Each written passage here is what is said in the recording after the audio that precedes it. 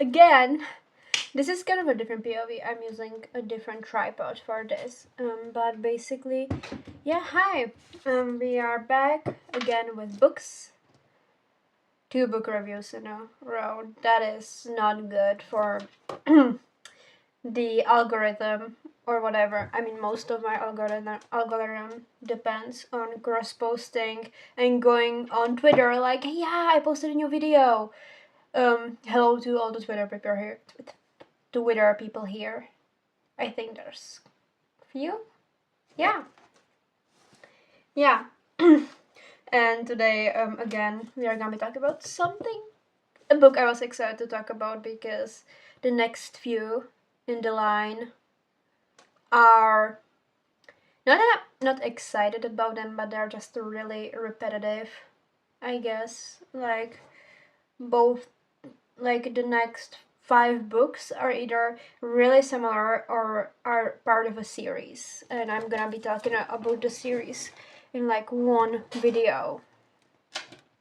So the next 2 videos are gonna be about multiple books. If that makes sense. Yes, it does. It does, because they're usually either hella similar to each other or they're literally a series. Yeah, so today is a book I again mentioned in my first reading video, and that's Days at the Morisaki bookshop. My copy is in my native language, which is Czech.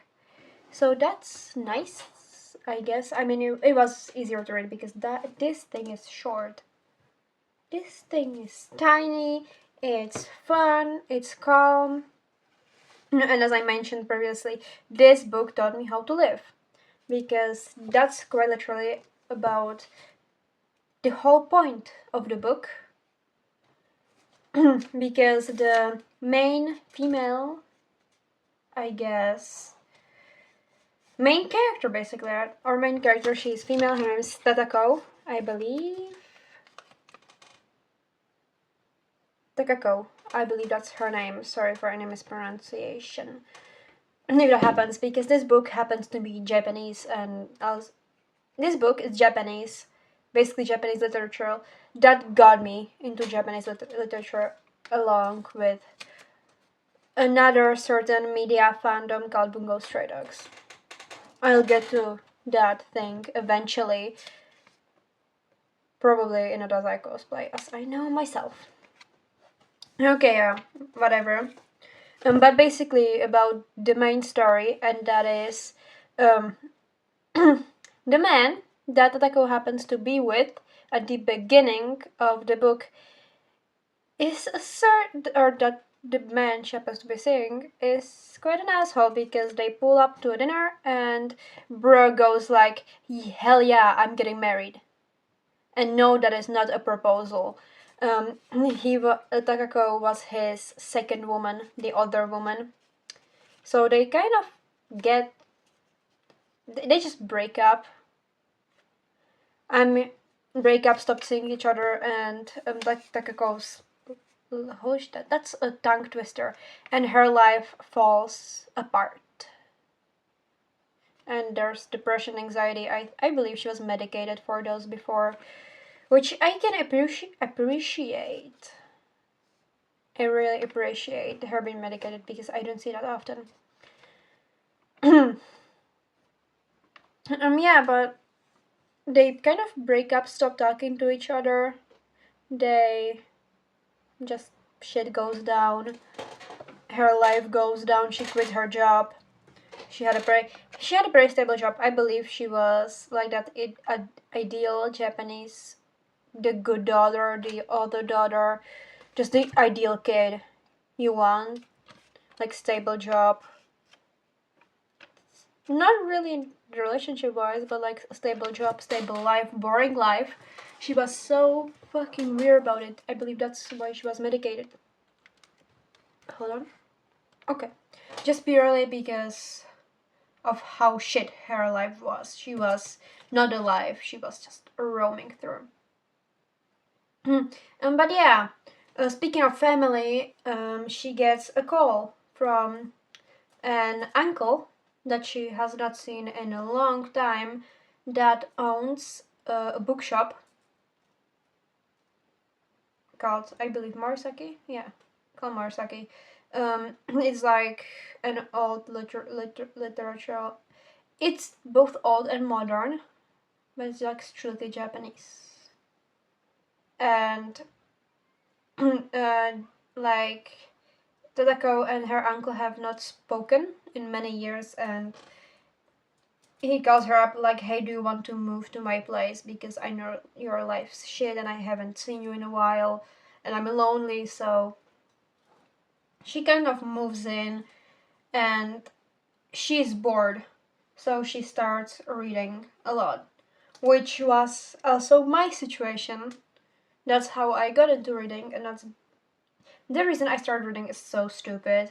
And that's because my parents started taking away my phone for the night, but I'm an insomniac, so I just started reading, and later on I got my Kindle that I have no idea where it is. Probably on the bed behind me, but I'm not gonna look there.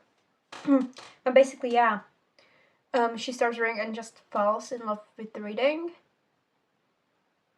Applies to me. I mean, that's how I started. Like, if you want to read, just start putting away your phone for the night, get a physical alarm clock, and you'll start reading. And also, before I say it's too expensive, ocean of PDFs on Google. They have thousands of books for free, both in PDF and EPUB for Kindle. Okay, yeah, that's a little something. Okay, actually, the uncle's name is Satoru Gojo. I never watched Jujutsu Kaisen, and I'll never will. Like, that fandom is toxic, and also because of people. Yeah, like crazy. Okay, whatever. She falls in love with reading, and generally her life slows down because she moved from like a big, like really loud city to a quiet street slash neighborhood where Morisaki happens to be. And also because like that part of town is just filled with books and cafes and bookshops and libraries and vintage stores. And I do actually have a note about this here. I have multiple notes here. Oh my god.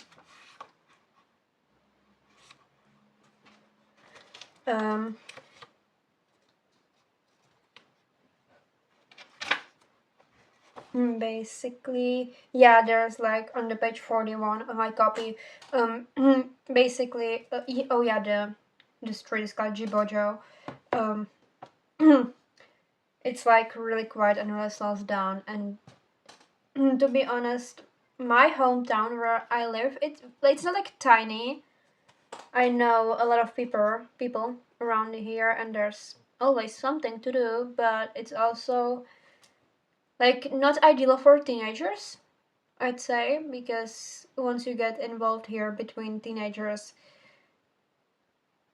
there's a lot of drama, a lot of literally everything. And so that kind of taught me that it's okay to live here and how to actually enjoy it. Because, quite frankly, I didn't want to be alive. And, okay, basically, a little story time. I did, like many teenagers, I did not want to be alive for a really long time. Sometimes I still don't want to, but like, the typical pipeline of being fucking suicidal. But basically, something that helped was just, I mean, I'm stuck here, so might as well enjoy it. So kind of liking my hometown was a part that helped me not to want to kill myself, or not to try anymore to kill myself. So I guess that's a little tip. I mean, I know there's a lot of videos like reasons to live, and some of them are like to outlive Trump and things like that, bro. That shit can be stupid. Or live for your pets. I mean, once you get to a point where you don't care, that shit does not work. You gotta Sometimes you got attached to physical things or like places. I won't say people because like when you attach to people it's not great, but like places because it's something physical. Like if you make yourself like a mental note or like to outlive Trump, you forget that shit real fast. Or pets. I mean, the pet depends seriously if you have a pet or not. But yeah, that's kind of hella beautiful. Not gonna lie. And also, as I mentioned in my previous video on Girl in Pieces, Tadako puts herself back together. Five Nights at Freddy's reference. But basically, she just gathers her things and starts being alive and being herself again, along with her family and living and books and everything. I mean, there's few plot twists and side stories and conflicts that happen. Probably like the top 3 ones I can think of right now is basically, for example, she visits this cafe. I'm not sure the name, but basically there's this like there's this there's like Tomoko, I believe that's her name, and there's this guy that falls in love with her but has no idea how to ask her out, so Tatako kind of like helps him and like, hey, yeah, you can like start dating and things, and that was like that whole side story was hella cute. Also there was like there's also I believe Vada, or I think that was his name. Basically like kind of another love interest of Tatako's. It's like their interactions are super cute because they bond over coffee and books, and that's like, how does that get better? How does that? I do know dislike romance books, but how does that get even better? It just doesn't get better. It's just amazing. Yeah, basically. Basically, it doesn't get better, doesn't get worse, doesn't get just that doesn't top anything. So yeah, that's like a whole little side story. I don't remember exactly how that ended, but maybe a little bit. It's just, yeah.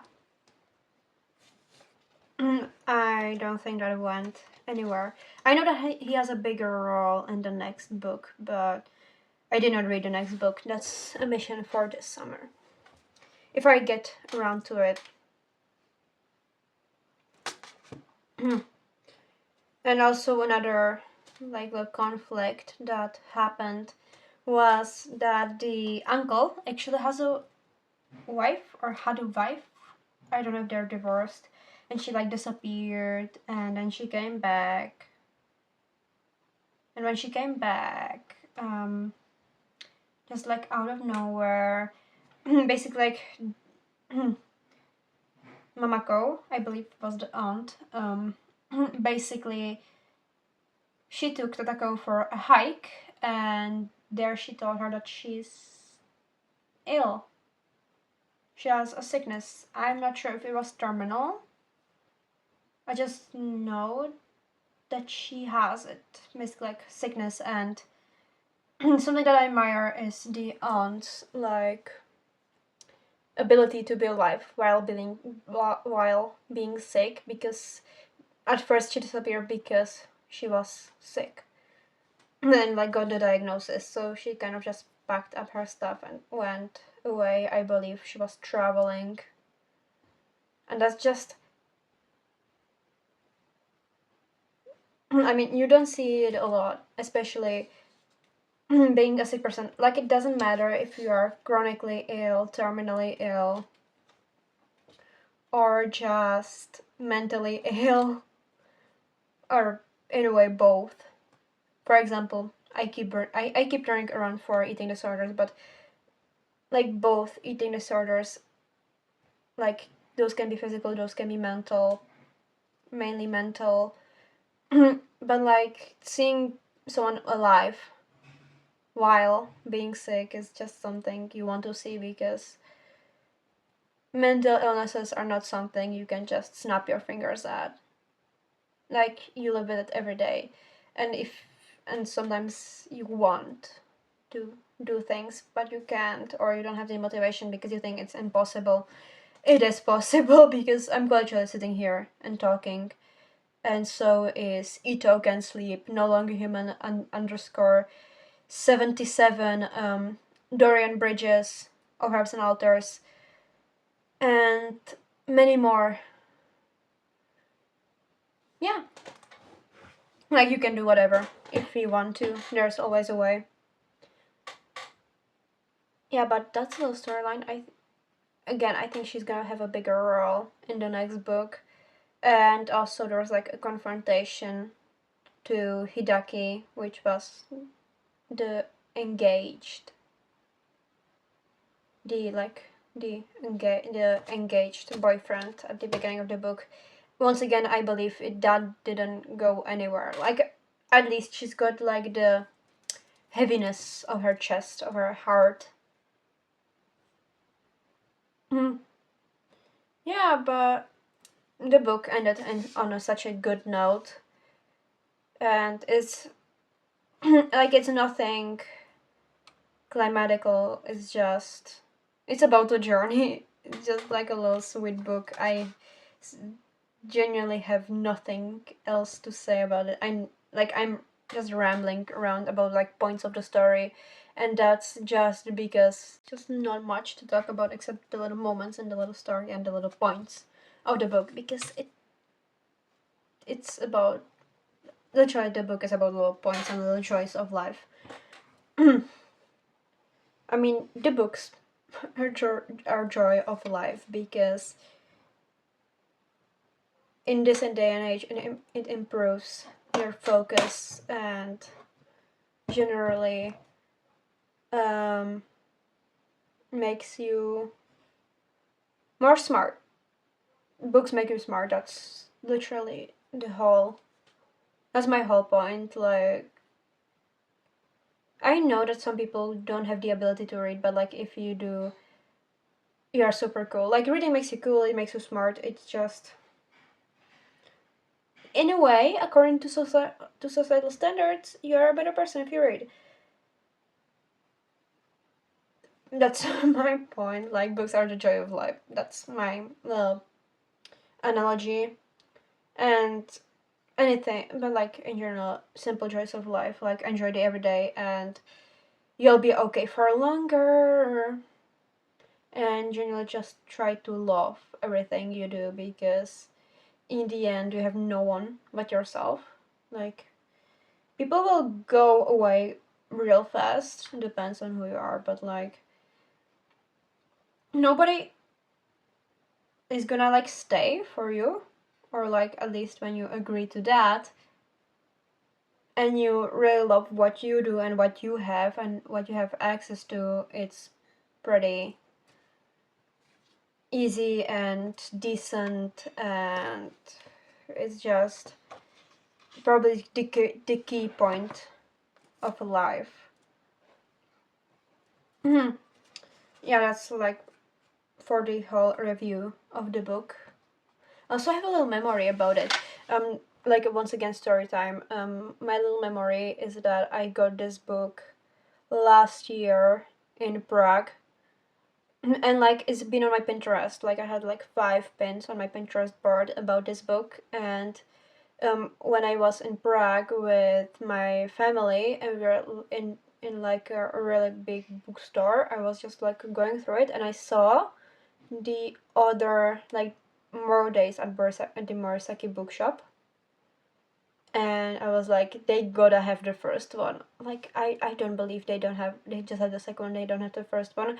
They've had the first one and I got it, and I know that trip I made myself a goal to read. I did not deliver on that goal if it has not been this book. I've read it in like 2 days, which was for the first time where a book took me less than a month to finish, which is it was like the little snap of where I started like seriously reading fast. If you are talking about time, currently I take maybe a minute and a half per page. I'm not sure how that translates to the average reader reading. I don't know, but like but it's not like just skimming, it's like processing it and making notes, usually a minute per page with annotation. I mean, yeah, that's my last story time from last year. But also, yeah, I have once again a few quotes here I'll just speak on, and to get my thoughts across, I have less notes and less thoughts for this video than I've had for the earlier ones. Okay, like the first two-liner, it's basically okay. I won't be able to read this out because it's in Czech and my video is in English and I don't want to cross over it. But basically, like that first, like literally the first paragraph of the book, or like the first page reads about how it was pretty damp, pretty boring, pretty sad, pretty mundane is the word, mundane. There, but also that she will never forget about the days because they taught her how to live. When I think about it, isn't that technically just the posters behind me? Like I have a little journal there, a little coffee, a little rainy bridge, 2 or 3 Bungo Stray Dogs screenshots. Yeah, the little poster was inspired by The Dark Age from Bungo Stray Dogs. Okay, I'm off topic here. Back to Bungo Stray Dogs. I really loved season 2. It's one of my heart falls. And Board Mafia, Dazai, and Ango are till the end my favorite characters.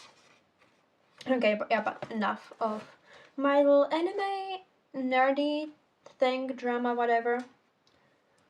I mean, yeah, there's like this little joke about basically about her response to the breakup, and because she was like just like crying a lot, and there's like this little 1-liner, 2-liner joke about if it was like oil, like if her tears were oil, she would be rich.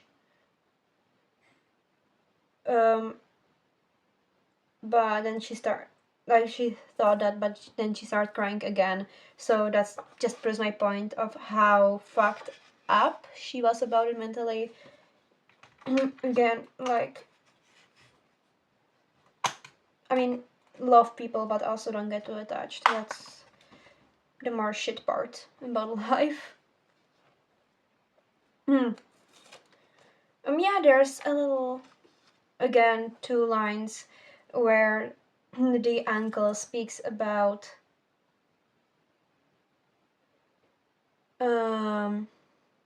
like it's okay to slow down in life, and that's a double-edged sword in a way, because like if you're moving too fast and you're burning out, that's your sign to like slow down and stop. But if you're stagnant for too long, start moving. And I know that sounds hella complicated and hella annoying and cliche in a way, but like and you're probably asking like, how do you know? You just know, you just feel like you feel like, oh my god, I'm so tired, and you feel, oh my god, I'm so tired of doing whatever I'm not doing. But yeah, I think those are all the little quotes. I mean, this is a little fun book, a fun read, an easy read. I really love the cover. If you like a rainy Japan, I think you'll like this. And it's like I would say it's pretty good for like the right now. At least right now in my country it's really rainy, but it's also just the beginning of summer, so I don't know. Summery autumn book, and I believe this is the pause, the slowing down the rest that you might need if you are burning out. So that's my thoughts, and I will see you in the next one. Take care of yourself, take care of your addictions, and bye. Love you.